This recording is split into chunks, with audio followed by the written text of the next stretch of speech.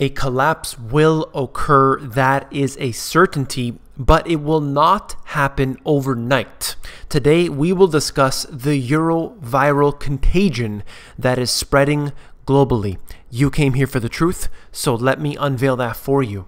We're going to get into Greece. First of all, there is a major crisis that is occurring. It is spreading throughout Greece. We saw exactly what happened with collateralized debt obligations, the asset-backed securities, and specifically for Greece with the credit default swaps that brought the nation down. Of course, there are many reasons, but it was the CDS or credit default swap that was a major reason why Greece suffered so much and the wider Eurozone. So let's get into this. Greece's banking sector is likely to be back on life support from the country's central bank as savers take their euros out of accounts amid fears of a new crisis. Now, they can spin it how they want in the Telegraph, but I will tell you that that is called a bank run. When people are worried about their savings, they begin to pull them out. But we know specifically that no bank has enough money on hand to be able to pay out all of their customers. They use it all. They use fractional reserve banking, something that I've mentioned on here, and it's pretty simple by now. Most of you know that. Two of the country's biggest banks have applied to the Greek central bank for emergency liquidity assistance. Right there, they need to print up the money in order to have enough to give to their clients because they're pulling it out. That's a bank run. They're trying to hide this information. Loans needed to keep the bank running while they have a funding shortfall. That's where the scheme really comes into place. Now, this is the big news. Greek savers and businesses have been pulling money out of the banks at a rate not seen since the peak of the country's debt crisis in 2012, as fears about the potential default or exit from the euro sent tremors through the markets. So here we are at a crisis level that is occurring in Greece. The individuals are basically pulling their out at this rapid rate as the unemployment is soaring, as all of these other factors are in place. Right now in Greece, we have youth unemployment at 50%, a level that I believe is the highest in the Eurozone area. So they're in big trouble right now. So let's move on right here where they talk about the elections that are going to occur. This was an opportunity that they never were supposed to have. Samaras, the prime minister, had hoped to battle on and see through the austerity plan that they should reduce Greeks' public debt to a mere 110% of GDP by 2020. Essentially, what they want to do is increase taxation. They want to increase austerity on the citizens, and they will not do anything to calm down what has actually caused the problem in the first place. All of the schemes that are caused by the bankers, by the elite, those who control the financial system, are the same ones that are coming up with these plans in order to, quote, save everything. You can't bring the country's debt down dramatically simply by creating these packages, simply by bailing out banks and all of the other schemes that they've been doing over the past few years. It's not true. It's not going to work. And quite frankly, is just going to make everything worse. Now, one party will say that they have the solution. The other party will say that they have the solution. But none of these solutions in general are ever sufficient in order to stop what's happening. When you have the IMF running your nation, it's never going to be okay. And what we have here when we have a bank run, we always undoubtedly, invariably run into a situation of civil unrest and the riots begin. So let's go into Venezuela right now. I've been covering this since it's been erupting. You're looking at a nation that has over 60% inflation. It is destroying the wealth of the individuals and they are suffering badly. I've showed you here how they need simple things like soap and detergent, and they're waiting in lines as their government controls every little piece of their lives. Venezuela protest city on edge as the economic crisis worsens. And just wanted to show you how bad things can get when the simple things in life are unattainable. Now, they could be because of a shortage, this could be because of an economic crisis, could be because of a war, but let's get into more details right here, where we have the food prices being too expensive. This is information out of the US talking about the CPI. The index for meats, poultry, fish, and eggs increased 0.3% as the index for beef and veal continued to rise. So we have a big issue here when we look at the most important thing, our food prices, and they are consistently rising. Yes, when we look at certain factors, we have a deflation that is occurring. When you look at real wages, there's a deflation. But at the same time, simultaneously, we have food prices that are rising to a record high right here. They said meats, poultry, fish, and eggs hit a record high in December. This isn't something that just multiplies in a single month. There isn't that much inflation, but we can see how there is definite inflation every single year over year.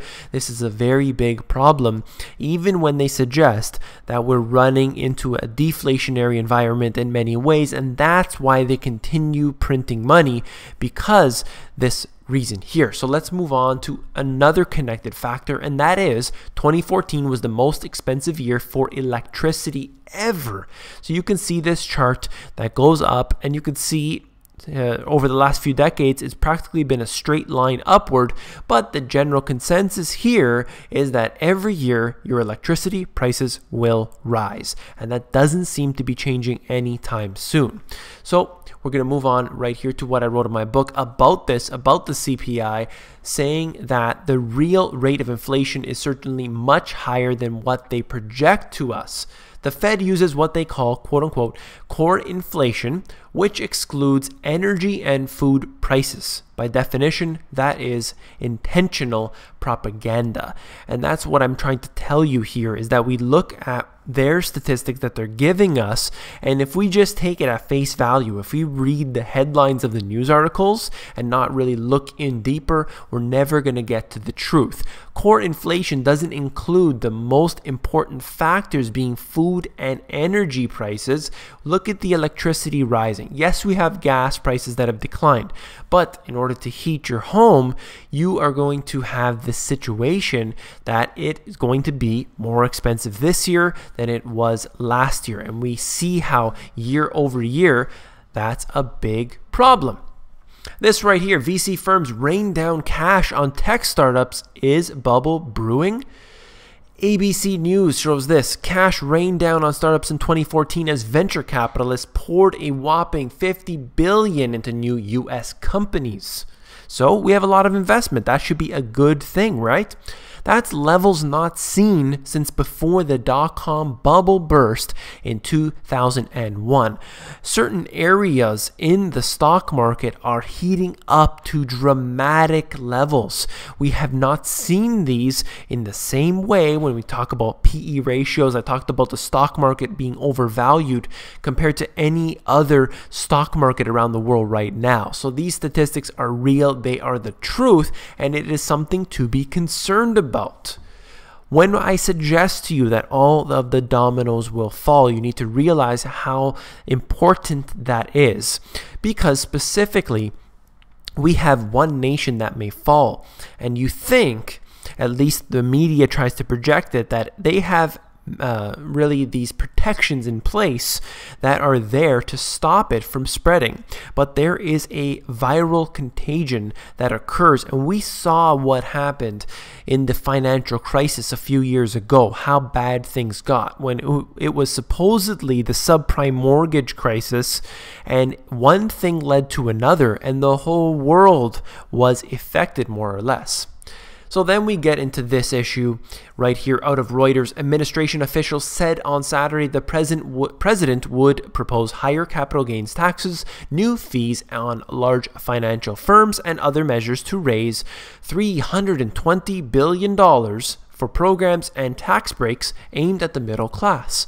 So let's get into this right here. We have Obama. Obviously, the statistics have shown that in every situation, things are worse. You look at the amount of taxation people are receiving, and that is definitely worse. You look at real wages, they've continued to decline. You look at the debt, it's been increasing. So in every category, we see things are getting worse. So now he's at the end of his presidency, unless the emperor gets a third term. But regardless, he's at the end of his presidency and needs to show a little bit of goodness here.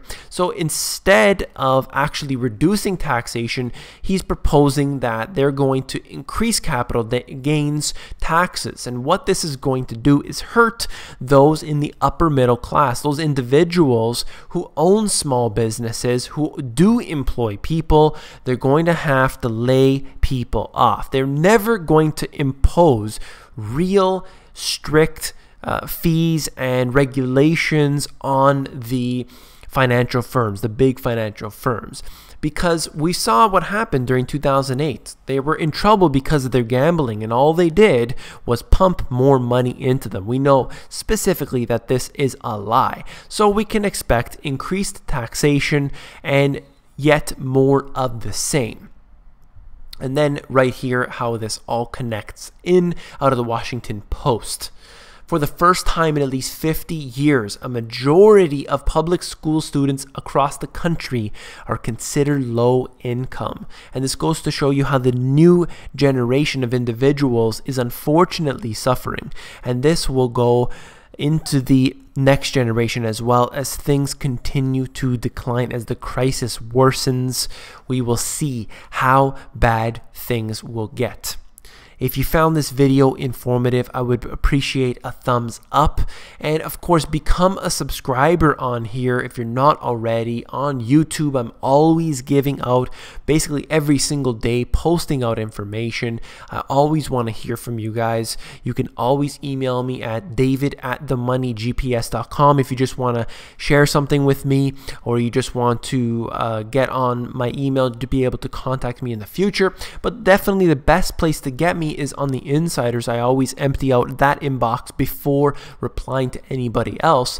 And essentially you get on the insiders by going to themoneygps.com, scroll down to the bottom, fill in your email address, and you get occasional emails from me with good, short, concise info.